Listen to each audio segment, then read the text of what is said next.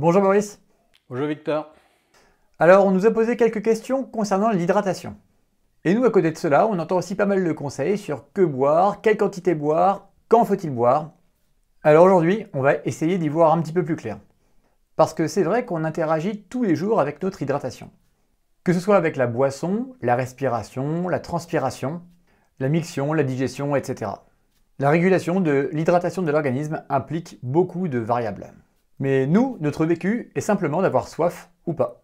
Mais au final, y a-t-il plus que notre soif dont il faille se soucier? Et c'est ce que tu vas nous expliquer aujourd'hui. T'es ok? Ok. Mais avant, n'oubliez pas de vous abonner à notre chaîne YouTube et de nous laisser un j'aime si vous appréciez la vidéo. Alors Boris, qu'est-ce qu'on entend par s'hydrater? Alors chez Sequoia Santé, s'hydrater, c'est consommer, boire de l'eau, éventuellement café, thé, tisane, avec plus ou moins d'électrolytes, c'est-à-dire en fait des minéraux, alors notamment du sel, du sodium par exemple. Et en revanche, ça ne concerne pas les sodas, les jus de fruits, le lait, la bière ou d'autres boissons alcoolisées comme le vin par exemple. En clair, s'hydrater, ça correspond à ce qu'on va accepter dans le cadre d'un jeûne hydrique, c'est-à-dire en gros de l'eau sous une forme infusée en quelque sorte ou pas, avec plus ou moins de sel, et sans sucre et sans alcool. À quoi sert l'eau dans le corps? Alors ça, c'est une vaste question, pas sûr d'ailleurs qu'on connaisse tout à ce sujet. Je pense qu'il y a des découvertes encore à venir. En gros, on va distinguer normalement l'eau dans les cellules, donc on va dire un peu dans les organes en quelque sorte, et puis l'eau en dehors des cellules, comme l'eau du sang par exemple.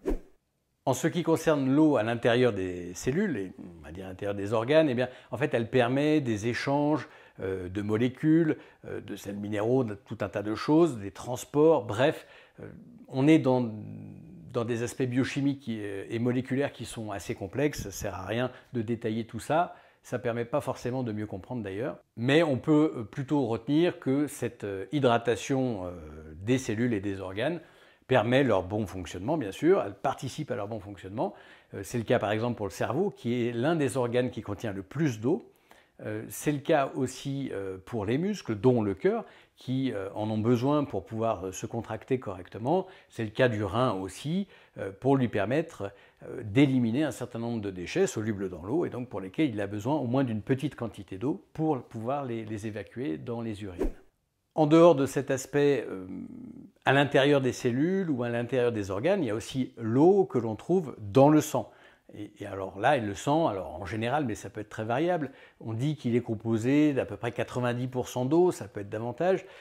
Et donc ce sang, eh bien, comme il est composé en grande partie d'eau, si on augmente ou si on diminue la quantité d'eau qui le compose, on va le concentrer, le diluer, et ça va jouer sur la pression artérielle. Vous imaginez un tuyau, vous mettez plus ou moins de volume d'eau dedans, eh bien, ça va modifier sa pression. Ce qu'on appelle la tension aussi des fois. Donc l'eau dans le sang permet de maintenir idéalement une bonne pression artérielle. Et on peut citer un rôle assez différent qui est le rôle dans la transpiration. En effet, on fabrique de la chaleur, on en élimine, c'est ce qu'on appelle la thermorégulation. Et bien cette thermorégulation, surtout lorsqu'on a chaud, il faut qu'on diminue notre température corporelle. Et pour ça, il y a différentes méthodes que l'on utilise, dont une qui est très très efficace, assez typique d'ailleurs d'Homo sapiens, on ne la trouve pas si souvent chez les mammifères, c'est la transpiration.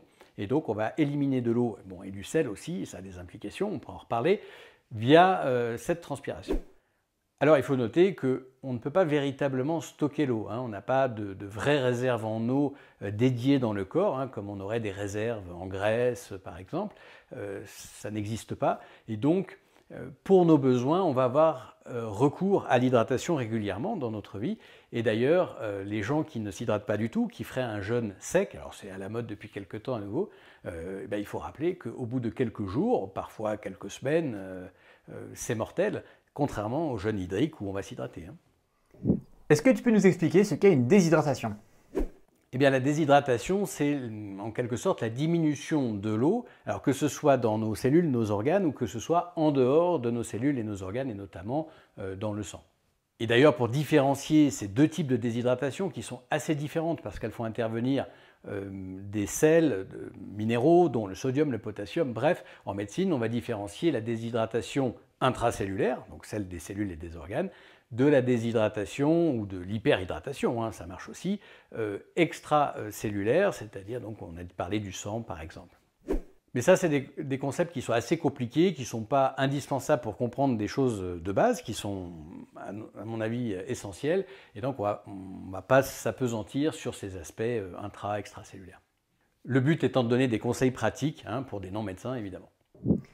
Est-ce que tu peux nous expliquer un petit peu comment notre organisme gère son hydratation? Pour faire simple, on va dire qu'il y a les entrées, les sorties et puis l'adaptation. Les entrées, eh bien, c'est géré par la sensation de soif. Donc lorsque j'ai soif, comme c'est une sensation qui est volontairement désagréable, je vais m'hydrater pour la faire céder. Et donc ça, c'est les entrées. Et puis il y a les sorties. Les sorties, donc c'est le fait d'uriner, donc le rein qui permet de préparer de l'urine qui est stockée dans la vessie. Puis au bout d'un moment, j'ai un besoin d'uriner. Voilà. Donc entrée, sortie, le rein pour les sorties, la soif pour les entrées. Et puis ça va s'adapter à la situation.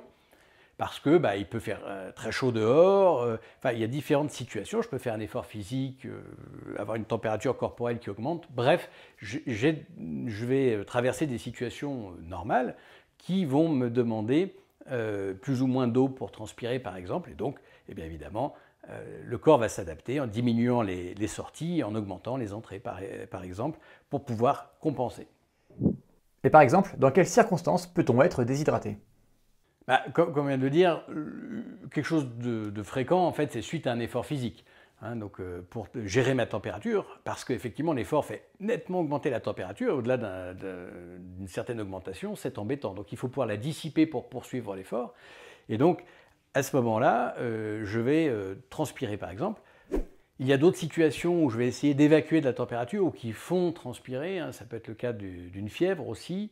C'est le cas également lorsqu'il y a de fortes chaleurs à l'intérieur ou à l'extérieur, donc toujours pour diminuer cette température. Hein, donc on est toujours dans de la thermorégulation hein, finalement là. Et c'est d'autant plus vrai qu'il fait par exemple très sec à l'extérieur, parce que l'air que l'on inspire, il faut qu'il ait un certain pourcentage d'humidité, sans quoi les échanges se font mal.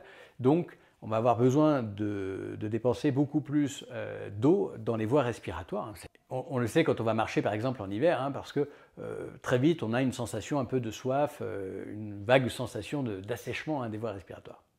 En dehors de ces situations, il y a aussi des cas un peu plus particuliers, par exemple certaines personnes âgées qui ressentiraient moins la soif, et c'est vrai qu'avec l'âge on ressent un peu moins la soif, en général, alors c'est variable d'une personne à l'autre, et donc qui peuvent se retrouver déshydratés puisque le signal pour augmenter les entrées est pris en défaut. Il y a aussi parfois le non-accès à l'eau. Hein, quelqu'un qui ne pourrait pas se mouvoir suite à un handicap physique, eh bien, peut ne pas pouvoir aller subvenir à ses besoins en eau, et ça peut être un problème. A l'inverse, ça peut être une production trop importante d'urine. Hein, donc cette fois-ci, c'est la case sortie. Et ça peut se voir dans certaines maladies rénales, ça peut se voir dans des diabètes, un diabète notamment décompensé. Ça peut se voir aussi en cas de consommation d'alcool, notamment aigu, hein, tout ce qui a un effet diurétique, osmotique par exemple. Et puis, il faut signaler les diminutions de l'absorption, parce que c'est bien beau de boire, mais si j'ai des diarrhées ou si je vomis, à ce moment-là, je ne vais pas pouvoir absorber cette eau, bien évidemment. Et pire encore, il y a souvent une perte d'eau supplémentaire, sans entrer dans les détails. Et ce phénomène de déshydratation par diarrhée ou par vomissement, ça peut être très très important, hein, très sérieux, en tout cas chez l'enfant, surtout s'il est jeune, et chez la personne âgée. Voilà, donc ça, c'est des choses potentiellement à surveiller. C'est une source de déshydratation. Est-ce que tu peux nous dire un petit peu ce qu'il se passe quand on a une déshydratation ? Alors, on peut reprendre les trois niveaux de tout à l'heure, les organes, le sang, la transpiration, hein, ça peut être une façon de voir.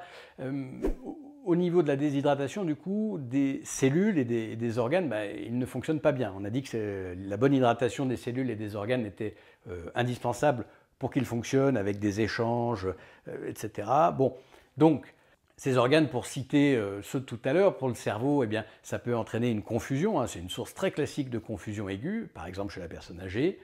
Au niveau du rein, le rein peut ne plus avoir assez de volume pour éliminer les déchets, les toxines. Donc du coup, là, on aboutit à ce qu'on appelle une insuffisance rénale aiguë.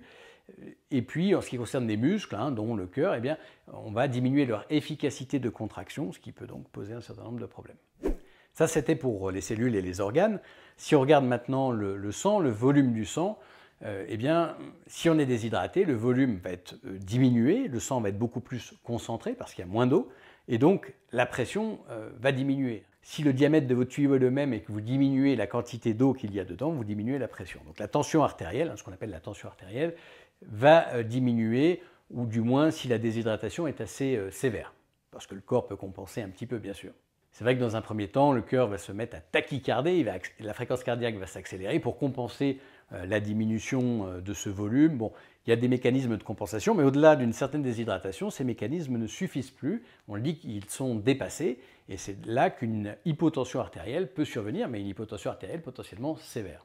On parle à ce moment-là de choc ou de collapsus, et donc en fait, cela traduit que les organes ne sont plus perfusés, parce qu'en fait la pression, ça n'échappe à personne, ça permet d'apporter le sang aux organes. Si j'ai plus assez de pression pour perfuser mes organes, eh bien évidemment, mes organes n'auront plus d'oxygène, ils n'auront plus de glucose, ils n'auront plus de corps cétonique, et donc ils ne vont plus fonctionner.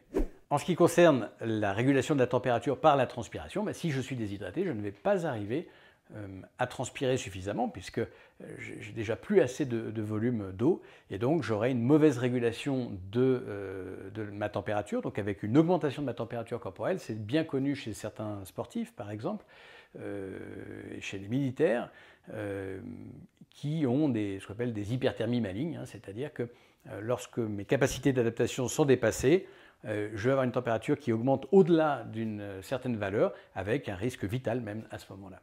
Mais ça peut être aussi un problème en cas de fièvre, puisque j'ai besoin à ce moment-là aussi de diminuer ma température corporelle. Bref, tout ça pour dire que la déshydratation, quelle que soit l'échelle à laquelle on se place finalement, lorsqu'elle est vraiment sévère, eh bien c'est grave, c'est même très grave et c'est potentiellement mortel. Dans quelles circonstances peut-on être trop hydraté?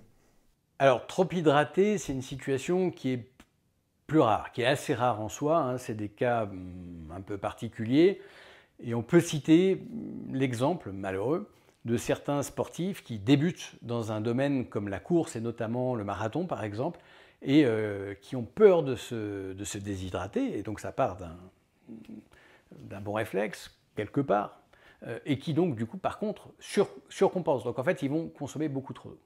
Et cette eau est habituellement une eau pauvre en minéraux, ce qu'on appelle les électrolytes dans le jargon médical, et notamment en sodium, en sel, et ça va directement participer à cette hyperhydratation.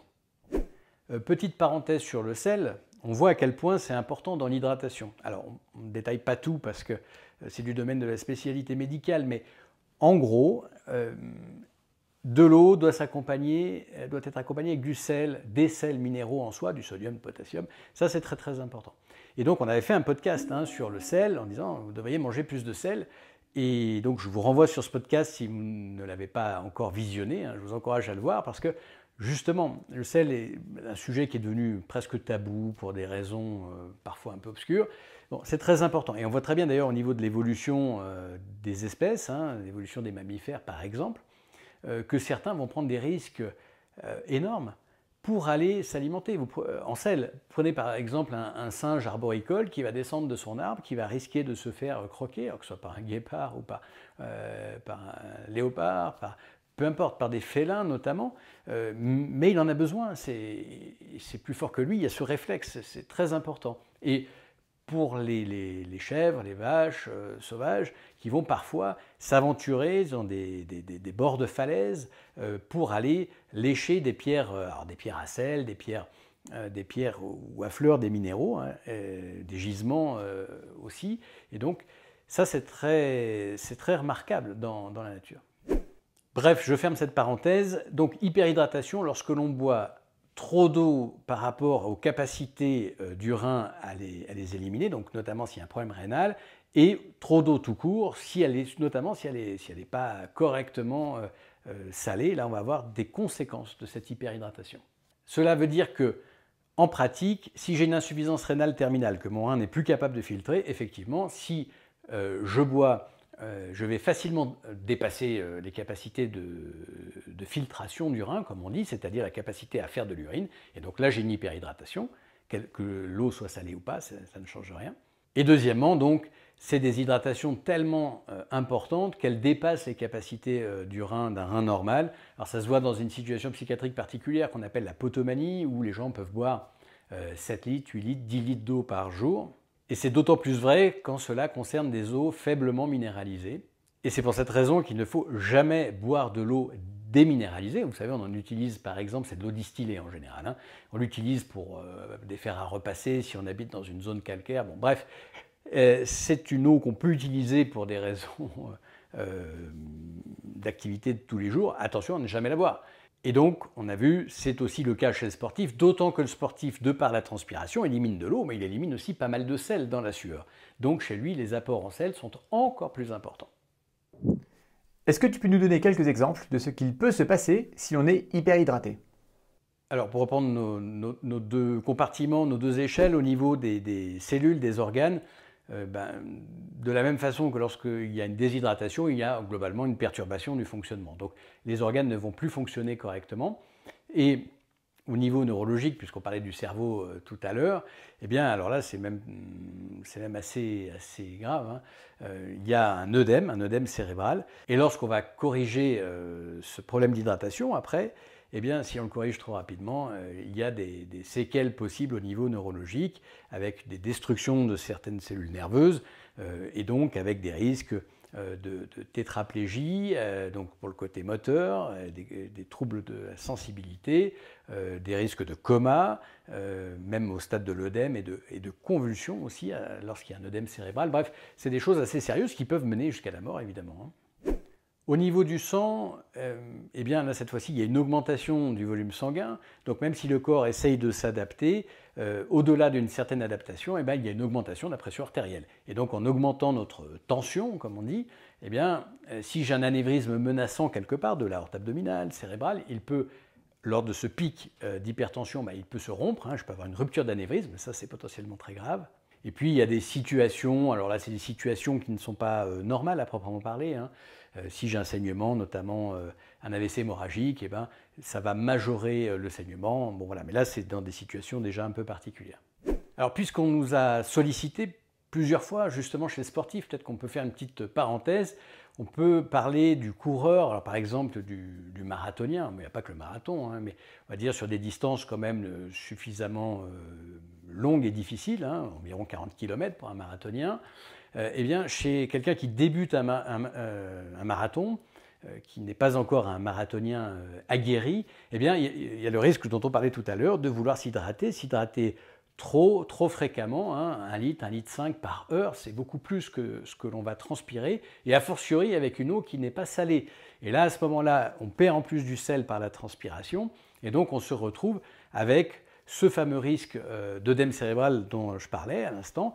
Et malgré tout, ça reste, hélas, un peu fréquent quand même, chez des marathoniens débutants, de finir avec une perte de connaissance, des convulsions, suite justement à une hyperhydratation avec un œdème cérébral débutant. Alors, ils n'en meurent pas en général, hein, mais enfin, c'est quand même embêtant.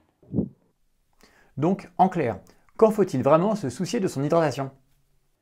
Petite parenthèse, on aborde régulièrement ces sujets dans nos mails hebdomadaires, hein, sur les conseils secrets de Sequoia Santé.